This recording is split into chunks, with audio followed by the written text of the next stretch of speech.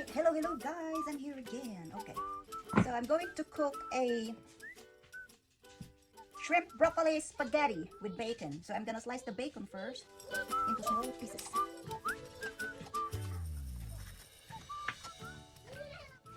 So the bacon is done slicing, and I have here a shrimp too, and broccoli, and 3 tomatoes and onion.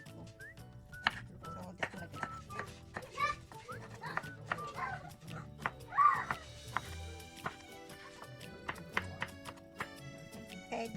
Okay, I have 2 cloves of garlic here that I'm gonna smash.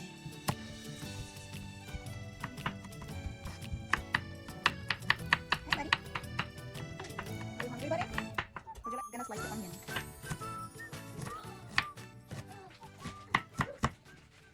So I'm gonna marinate the shrimp.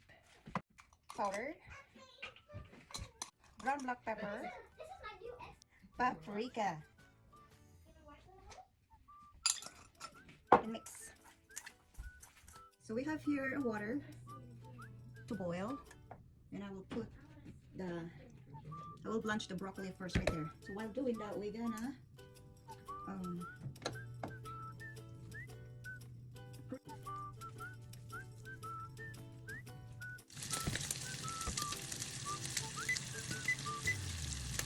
so now 3 minutes is done.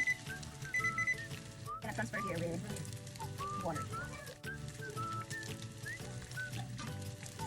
Now the bacon is crispy, we have to take it out.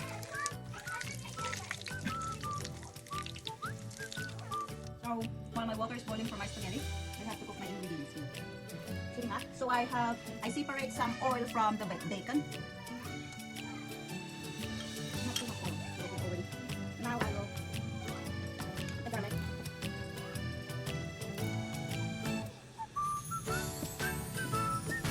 Now I'm going to put the tomatoes.